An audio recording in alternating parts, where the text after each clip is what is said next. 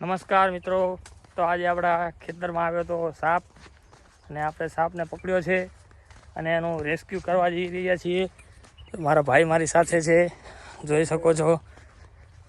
એ તમને હું ત્યાં જઈને બતાવીશ સાપ કેવો છે, વિડીયોમાં જોતા રહેજો. તો હવે આપણે સાપનું રેસ્ક્યુ કરશું. તો મિત્રો હું તમને સાપ બતાવું છું. સાપ તમે જોઈ શકો છો કેવો છે.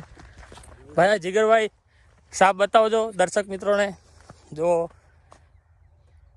સાપ જુઓ, આ તો સાપણી છે, જોઈ શકો છો. ખાલી તમે આ કરડે તો કશું વધે નહીં.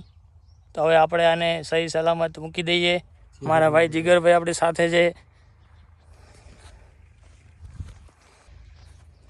જો તો હવે આપણા ભાઈ જીગરભાઈ છે, એ સાપનું રેસ્ક્યુ કર્યું હતું.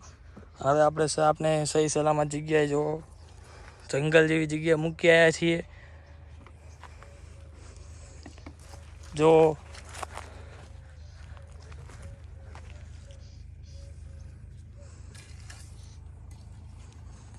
સાપને બહાર નીકળવું નથી, પણ જુઓ કેવો સાપ છે. જુઓ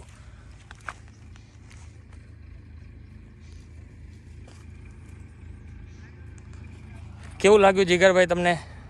આ જીવ છે, આને મારવો ન જોઈએ અને આને બચાવવાની કોશિશ કરવી, કેમ કે આ પણ અબોલ જીવ છે. આને મારવાથી કોઈ પણ પાપ કર્મ કરવાનું એવું આપણે કરવું ન જોઈએ. એટલે આ જીવને બચાવવો જોઈએ એવું અમારી વિનંતી છે શહેરરાજ ગ્રુપ તરફ. ચલો મિત્રો, જય માતાજી, જય ચેરમાં. આજનો બ્લોગ આટલા સુધી.